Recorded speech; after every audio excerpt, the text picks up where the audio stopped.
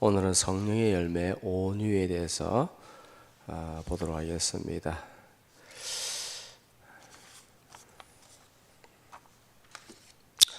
다 같이 한 목소리를 봉독하겠습니다. 수고하고 무거운 짐진 자들아 다 내게로 오라. 내가 너희를 쉬게 하리라. 나는 마음이 온유하고 겸손하니 나의 멍에를 메고 내게 배우라. 그래야면 너희 마음이 쉼을 얻으리니 이는 내 멍에는 쉽고 내 짐은 가벼움이니라 하시니라. 아멘. 성령의 열매는 예수님의 모습입니다. 우리는 예수님께 집중하며 살아야 됩니다. 자, 예수님은 어떠한 분이시냐? 예수님께서 자기 스스로를 이렇게 소개합니다. 29절에 뭐라고 소개하죠? 다 같이 시작. 나는 마음이 온유하고 겸손하니 나의 멍에를 메고 내게 배우라. 그래야면 너희 마음이 쉼을 얻으리니. 아멘. 뭘 배우라고요? 자, 보니까는 주님께서 어떠하다고요? 나는 마음이 온유하고 겸손하니. 예수님의 가장 대표적인 성품은 무엇이냐 하면 온유하고 겸손하다라는 것입니다. 내게 와서 배우라. 뭘 배우라는 것이죠? 나 예수를 배우라. 나 예수의 성품을 배우라 라는 것입니다. 어떤 성품요? 온유하고 겸손한 성품. 사실 이 두 가지는 똑같은 것입니다. 겸손은요, 내가 하나님 앞에 어떤 자세를 가지고 있는가, 내적인 자세, 마음의 자세를 말을 하는 것이고, 온유는 겸손한 마음에서 흘러나오는 따뜻하고 부드러운 모양입니다. 그래서 겸손한 사람은 온유하게 되어 있다. 목소리 빽빽 올리지 않습니다. 겸손한 사람은요, 목소리 빽빽 올리지 않고 항상 부드러운 그런 자세로서 살아간다.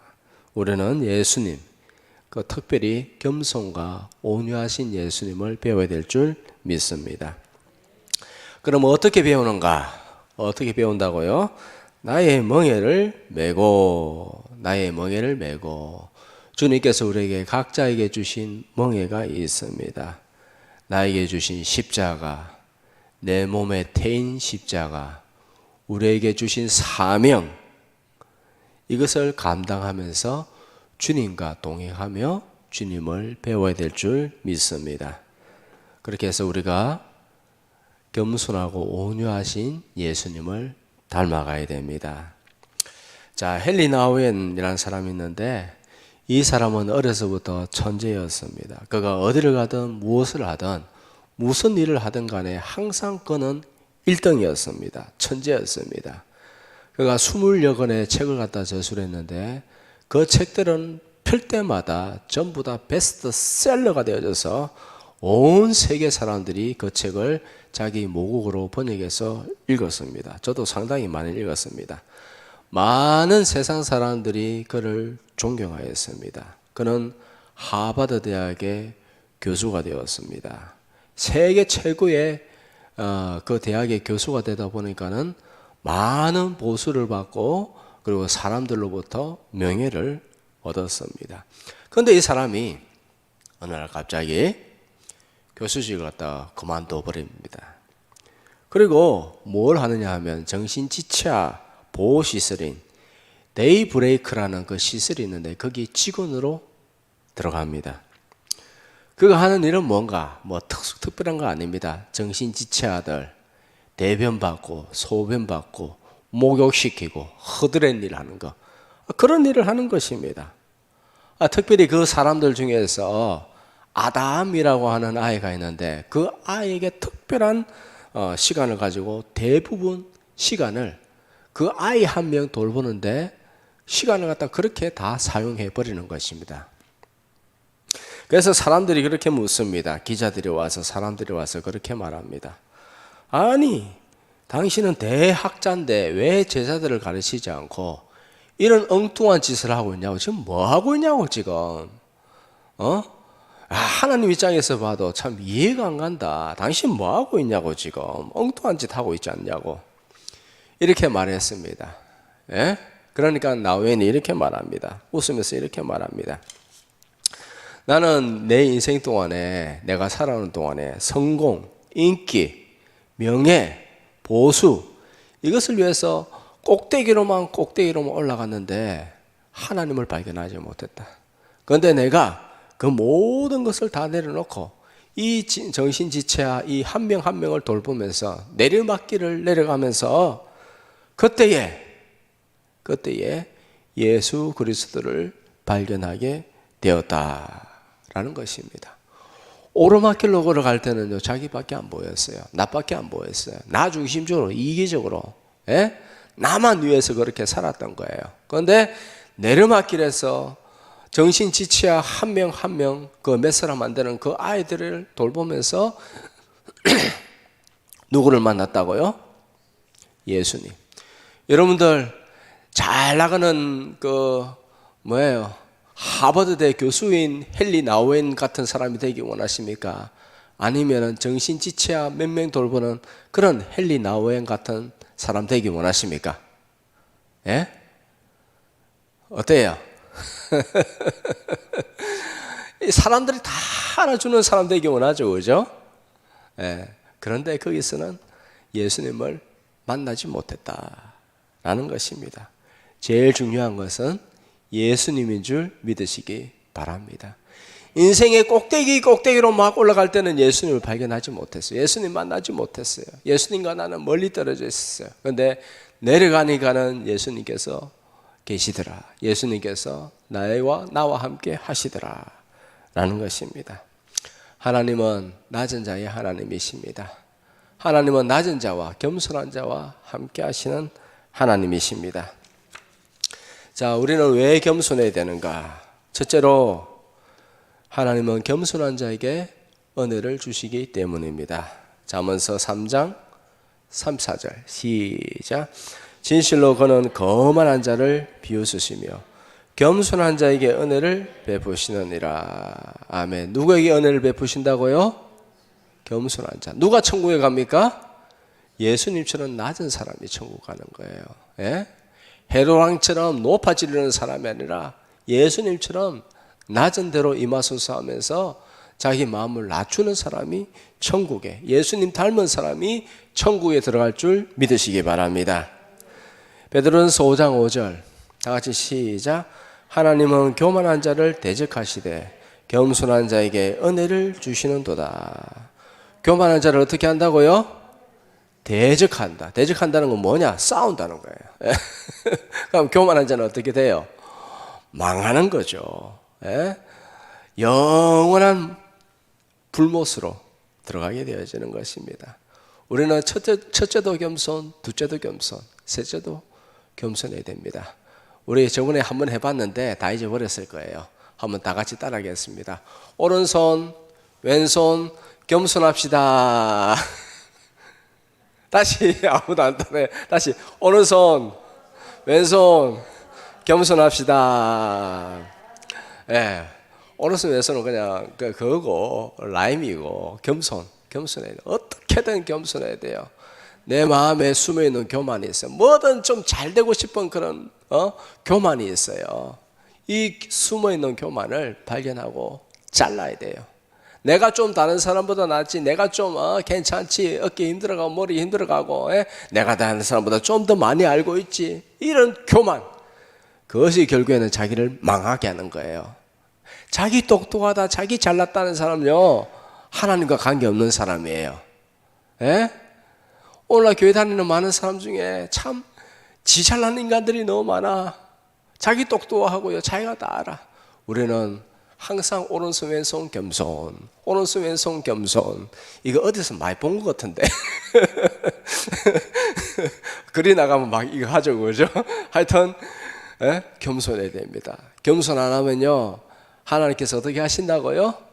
대적하신다. 죽음이에요, 죽음이에요.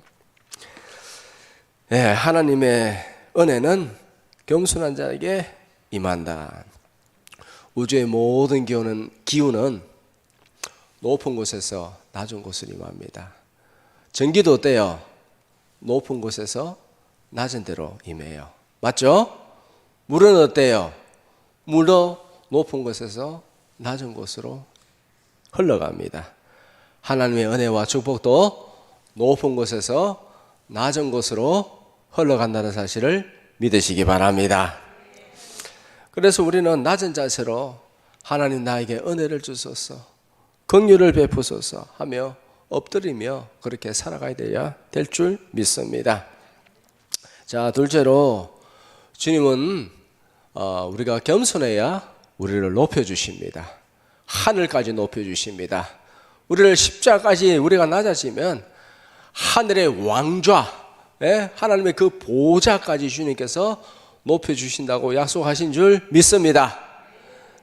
주님의 보좌까지 높여주신다니까요. 내가 너희와 영원히 왕노릇 할 것이다. 누구에게? 모든 그 교회 다니는 사람들에게요? 아니, 정말 예수님 닮아서 낮아진 사람에게, 낮은 대로 임한 사람에게 그 사람을 내가 끌어올려서 내가 영원히 왕노릇하게 할 것이다. 그 사람들과 영원히 왕노릇하게 될 것이다. 자, 야고보서 4장 10절 다 같이 시작. 주 앞에서 낮추라. 그래야 하면 주께서 너희를 높이시리라. 아멘. 잠언서 15장 33절 다 같이 시작. 여호와를 경외하는 것은 지혜의 훈계라. 겸손은 존귀의 길잡이니라. 아멘. 겸손은요, 존귀의 길잡이에요. 존귀하게 되는 것은 무엇이 그 존귀하게 되는 데를 인도하느냐? 어떻게 인도하느냐 하면 겸손이 그렇게 존귀한 대로 길잡이가 되어질 줄 믿으시기 바랍니다. 스스로 높아지려고 하는 사람이 많아요. 스스로 내가 높다라고 생각하는 사람이 많습니다. 그러면 그럴수록 하나님께서 낮추십니다. 낮추세요. 어떻게 낮추실지는 모르겠지만은 낮추는 방법이 여러 가지 있죠. 고난의 방법이 여러 가지 있습니다.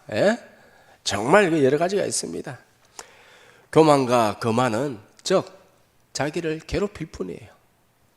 자기를 힘들게 할 뿐이에요. 항상 주님 앞에서 우리가 배워야 될 것은 무엇이냐? 겸손이에요. 겸손하고 그리고 겉으로 드러나는 것은 뭐라고요? 온유다라는 것이에요. 자, 셋째로 왜 겸손해야 되는가? 겸손해야 주님과 동행할 수 있습니다. 주님은 겸손해야 동행하는 줄 믿으시기 바랍니다. 자, 미가서 6장 8절 시작. 사람아, 주께서 선한 것이 무엇임을 내게 보이셨나니 여호와께서 내게 구하시는 것이 오직 정의를 행하고 인자를 사랑하며 겸손하게 내 하나님과 함께 행하는 것이 아니냐. 아멘. 주님께서 뭘 원하신다고요? 정의를 행하고 사람을 사랑하고 주님과 겸손히 동행해야 된다. 겸손하지 않으면 동행할 수가 없다. 겸손히 동행해야 된다. 주님께서 뭐 천천의 수양과 만만의 강수 같은 기름 원하십니까? 10층짜리 건물 원해요? 여러분들 있는 재산 원합니까? 그런 거 원하지 않습니다. 주님은 우리의 마음을 원하십니다. 우리의 마음을 원해요. 날마다 주님 앞에 나 자신을 죽여야 돼요. 내 정욕과 육신의 소욕을 죽여야 돼요. 죽이면서 하나님, 오늘도 내가 주님 앞에 나 자신을 드려옵니다. 하나님께서 받아주시옵소서. 나를 산제물로 주님 앞에 드립니다. 내 뜻대로 하지 아니하고 내 마음, 내 생각대로 하지 않습니다. 하나님의 역사, 하나님의 놀라우신 사랑으로 주님 나와 동행하여 주시옵소서. 겸손해야 주님과 동행할 수 있습니다. 겸손해야 주님과 교제할 수 있습니다. 그러면 겸손이란 무엇인가? 겸손, 사전적 의미는 이렇습니다. 읽어드리면 이렇습니다. 사람이 스스로 범죄한 죄인임을 자각하고 두려워하는 마음으로 스스로 낮추고 그 마음을 억누르고 굴복하는 자세입니다. 겸손이 무엇이냐? 겸손하기 위해서는요, 자신이 죄인인 것을 알아야 됩니다. 자신이 교만한 자라는 것을 알아야 됩니다. 아는 것이 겸손의 시작입니다.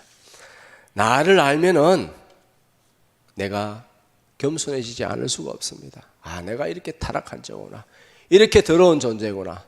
그럼에도 불구하고 주님께서 나를 사랑해 주시는구나. 창세기 18장에 보면 아브라함의 겸손을 볼 수 있습니다. 하나님께서 소모라와 고모라성을 심판하겠다라고 그렇게 말씀하셨습니다. 이때 아브라함이 하나님께 이렇게 기도합니다. 아브라함이 이렇게 기도해요. 뭐라고 기도하냐 하면 티끌과 같은 나라도 감히 주께 구하나이다. 티끌과 같은 나라도. 아브라함이요 자신이 티끌이라는 걸 알았어요. 분토 같은 그런 존재, 흙덩이와 같은 그런 존재, 먼지와 같은 존재. 즉 무엇이냐? 아무것도 아니란 거예요. 하나님께서 사랑해 주셔서 존귀할 뿐이지 아브라함 그 자체를 놓고 보면은 아브라함이 제 자신을 너무 잘 알고 있었어요.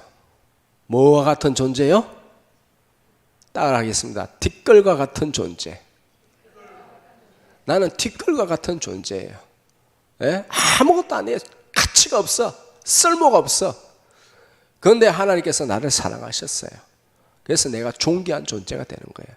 내가 뭐 잘났어, 내 세울 게 있어서 하나님께서 나를 사랑하는 거 아니에요. 그냥 사랑하는 거예요. 모든 것이 하나님의 은혜와 사랑이에요. 내가 잘한 것도 하나님의 은혜예요. 내가 못한 것은 내가 교만했기 때문이다. 하나님의 은혜를 구할 뿐입니다. 인간은 흙이요 먼지로 만들어졌습니다. 그 사실을 알면, 자기 자신을 알면 목에 힘줄 수 있어요, 없어요? 감히 어떻게 어깨에 힘이 들어가고 눈을 치켜뜨고 그렇게 폼 잡고 우쭐거릴 수 없습니다. 자신이 조그만한 지식이 있고 돈이 있고 은과 금으로 치장한다 하더라도 아무 인간은 그냥 먼지일 뿐이다. 이 사실을 알면 겸손할 수밖에 없다라는 것입니다. 왜 교만하냐고요? 왜 교만하냐? 자기를 몰라서 그래. 인간이 뭔지 몰라서 그래. 자기의 죄가 뭔지 몰라서 그래. 인간은 교만할 수가 없는 존재, 겸손할 수밖에 없는 존재, 그런 존재입니다. 교만한 사람은 말합니다. 내가 뭘 교만해? 아유, 나 정도면 지금 뭐 신앙생활 잘하지. 나 정도면 잘하는 거지. 지금 뭔 소리 하는 거야? 야, 나처럼만 해봐라. 라고 하면서 어떻게 해요? 남을 비판하고 정죄합니다. 이쪽 이상한 사람이야. 아이고, 진짜 신앙 저것밖에 못해? 하면서 자기가 최고인 줄 알아. 자기가 최고인 줄 알아. 그 사람이 교만한 거예요. 그 사람이 정말, 나는 정말 예수님 잘 믿고 있다는 사람이, 하나님 정말 잘 섬기고 있다는 사람이 결국에는 하나님을 대적하는 사람이 된다니까요. 그렇게 된다니까요. 바리새인들 보세요. 하나님 잘 섬겨야지 예수님 믿는 사람들 대적하고 교회를 막 핍박하고 예수님 대적하고 막 그러잖아요. 맞죠? 우리가 어떻게든 겸손해야 돼요. 하나님, 나는 어떻게 살아야 됐습니까? 자, 자신이 교만하다는 걸 아는 사람은 남을 비판, 정죄할 수가 없습니다. 왜냐하면 나도 똑같은 실수를 저질렀기 때문에, 그리고 앞으로도 그런 실수를 저지를 수 있는 가능성이 매우 많기 때문입니다. 다시 말씀드립니다. 모든 사람이 교만해요. 중요한 것은 내가 교만한 자라는 것을 알고 하나님께 은혜를 구하며 하나님 앞에 날마다 겸손하게 엎드리는 자가 엎드리며 살아야 된다라는 것입니다. 어떻게 그럼 겸손하게 살 수 있는가? 어떻게 겸손하게 살 수 있는가? 어떻게 해야 되냐면 빛 대신 예수님을 가까이 해야 됩니다. 빛 대신 예수님을 가까이 하면 내가 이 빛이 오기 전에 내가 내 자신이 들어온 줄 몰라요. 아주 깜깜한데 거울이 있어요. 빛이 하나도 안 들어와. 근데 그 앞에 거울이 있어요. 자기 자신이 보여요, 안 보여요? 안 보이죠? 자기가 얼마나 더러운지 안 보여. 근데 그 가운데 빛이 비추면 어떻게 되죠? 자기가 숯금덩이 묻어있고 똥덩어리 묻어있고 막 그런 더러운 모습들이 적나라하게 보이죠. 그런 것처럼 빛 대신 예수님 가까이 하면 내 속에 있는 흠과 티 이런 것들이 다 보면서 주님 앞에 엎드리게 되죠. 그러면서 날마다 씻습니다. 날마다 들어올 때마다 씻고 그래서 주님 앞에 항상 정결한 예수님의 신부로 살아갈 줄 믿습니다. 예수님과 동행하면 자연스럽게 죄와 멀어지고, 그리고 내가 교만한 자라는 것을 알고 예수님의 겸손과 온유를 배울 수 있다라는 것입니다. 둘째로 어떻게 겸손해지는가? 내가 죄인임을 깨달을 때 겸손해진다라는 것입니다. 뒤에 히터 끄시면 좋겠습니다. 예. 누가복음 18장 보면 바리새인과 세리의 기도가 나옵니다. 바리새인이 기도해요. 바리새인은 자기가 하나님 정말 잘 씁니다 생각하고 있거든요. 나처럼만 하나님 섬겨봐라 인간들아, 나처럼만 좀 제발 하나님 섬겨봐라 이 죄인들아, 이것들아 하면서 그렇게 하는 사람이에요. 이 사람이 하나님 앞에까지 나와서 뭐라고 기도하느냐? 자, 누가복음 18장 11절 다 같이 시작. 바리새인은 서서 따로 기도하여 이르되, 하나님이여, 나는 다른 사람들 곧 토색, 불의, 간음을 하는 자들과 같이 아니하고 이 세리와도 같이 아니함을 감사하나이다. 이 기도랍시고 하고 있습니다. 이게 기도입니까? 이 기도가 아니에요. 감사하나이다 라고 그렇게 기도하는데요, 이 내용을 보면은 자기 자랑이에요 전부 다. 뭐라고 하냐?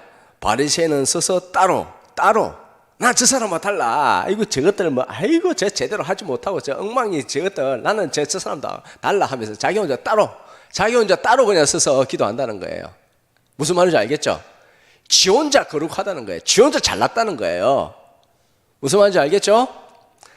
네. 따로 서서 기도한다. 기도 내용도 이래요. 뭐냐?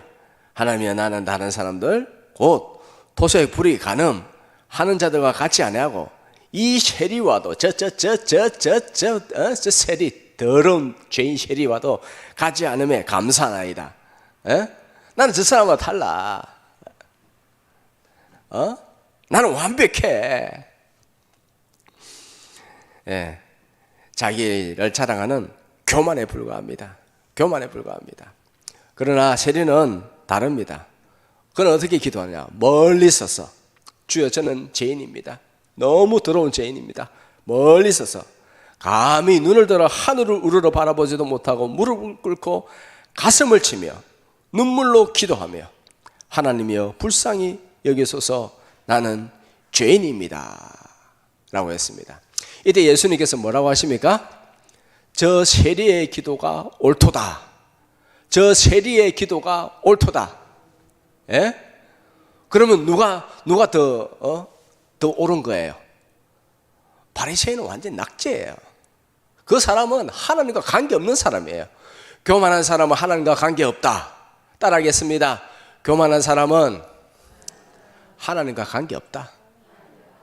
그 무슨 뜻이에요? 곧 그 말은 지옥 간다는 거예요. 하나님과 관계없다는 거예요.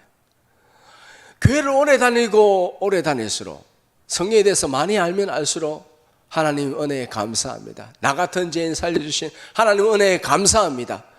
이렇게 태도를 취해야 되는데, 아이 말이야, 아이고 하면서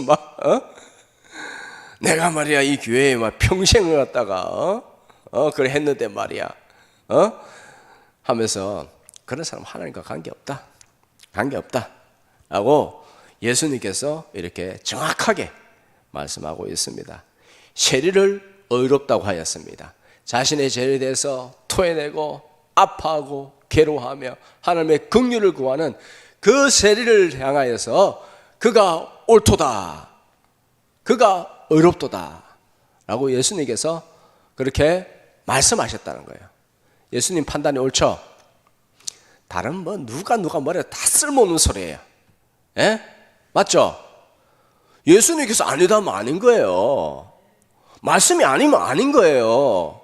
옳다 그러다 자기네들 지식으로 자기네들 생각으로 옳으니 그러니 쓸데없는 소리 하지 마. 그냥 예수님이 항상, 말씀이 항상 옳다.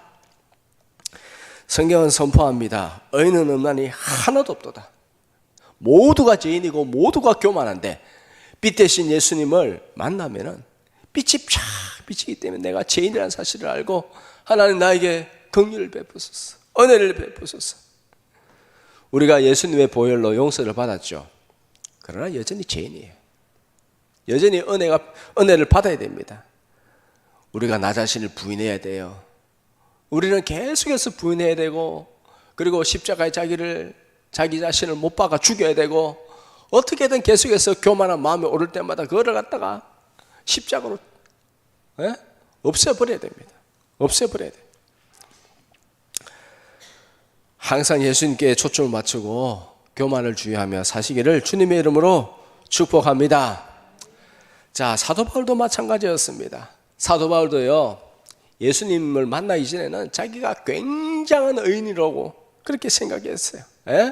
굉장한 의인이에요. 얼마나 하나님 앞에서 당당했는지 몰라요. 하나님, 제가 정말 당당합니다. 얼마나 당당하냐? 여러분 들어보십시오. 내가 율법으로는 흠이 없는 자로다. 아시겠어요? 얼마나 당당했는지? 얼마나 교만한지 아시겠죠? 내가 율법에 관해서 흠이 없다는 거예요. 조그마한 것도 내가 율법을 어기지 않았다. 그러니 얼마나 다른 사람들 정지하겠어요? 교만하겠어요? 네 이거 잘못했어, 너 저거 잘못했어 하면 사람들을 갖다 칼로 그냥 난도질 치는 거예요. 이 나쁜 놈들. 자기는 어렵다는 거예요.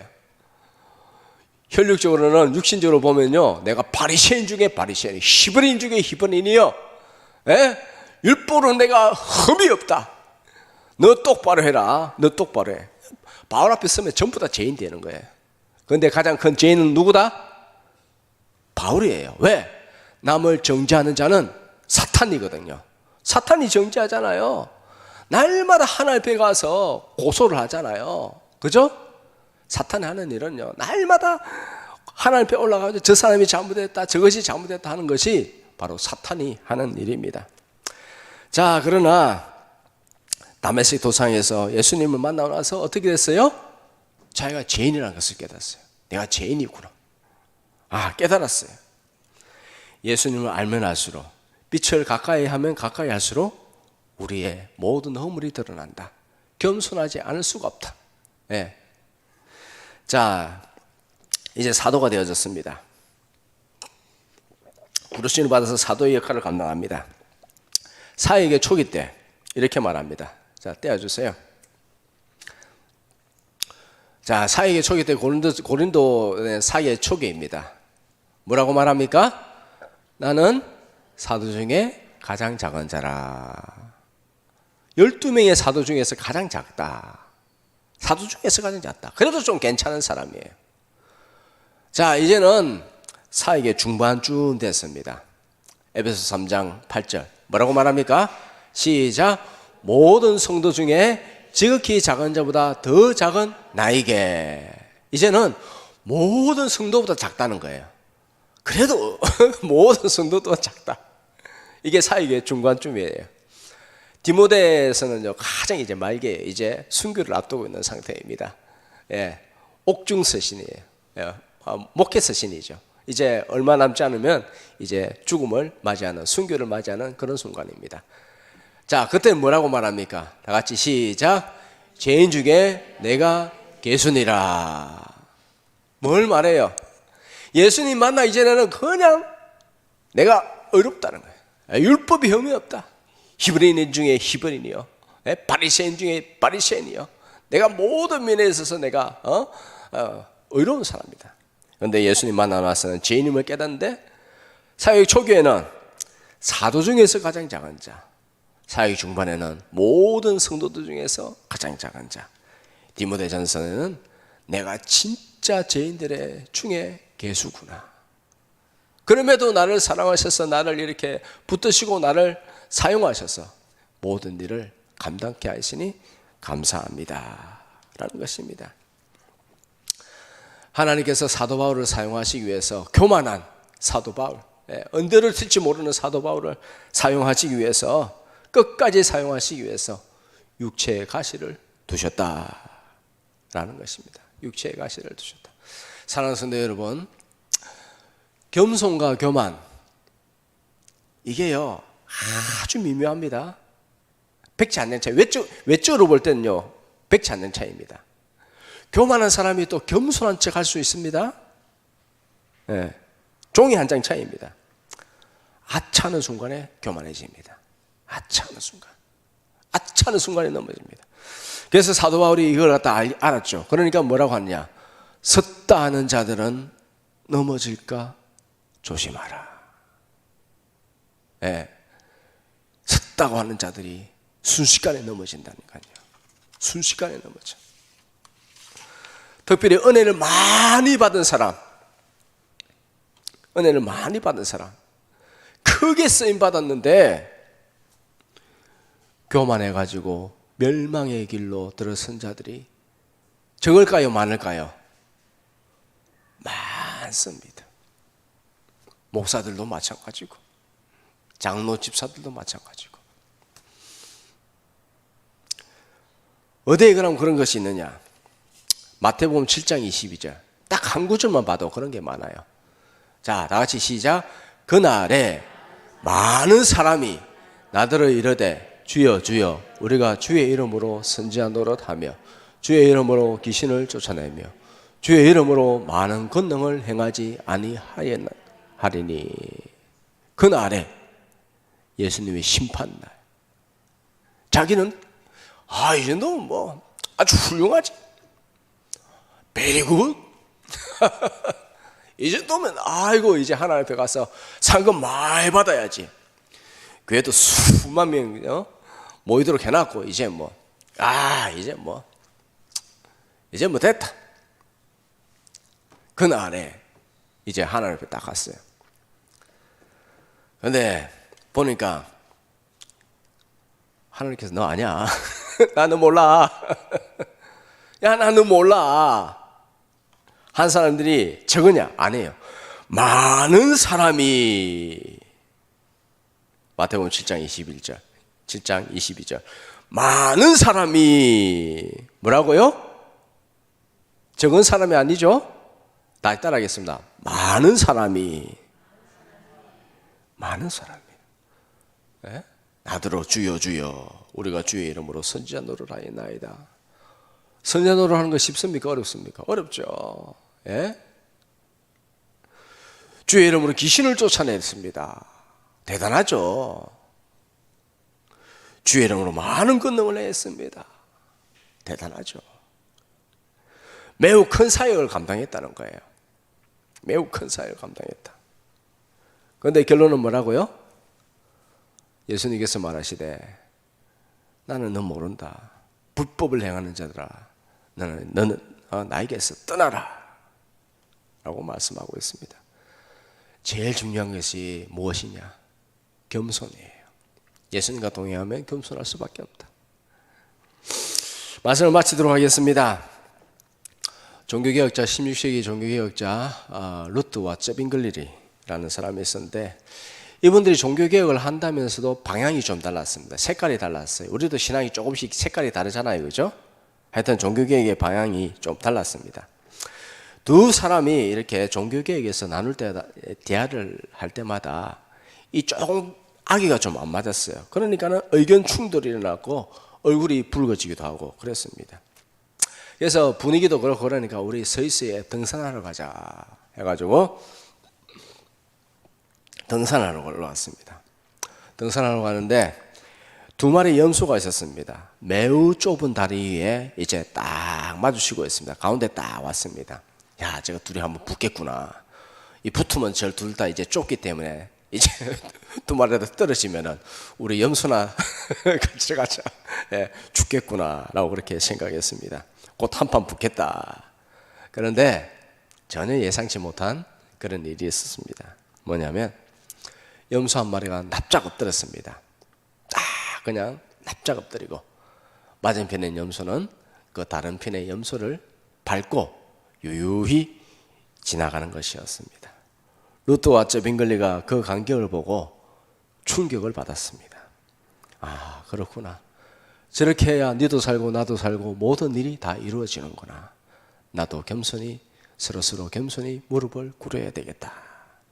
그 모습을 보고 겸손을 배우고 서로 화해의 악수를 하며 조그만한 의견이 부딪혀도 그 일에 대해서는 왈가왈부하지 않고 큰 일을 그 종교개혁을 같이 힘을 다해서 이루어갔다라는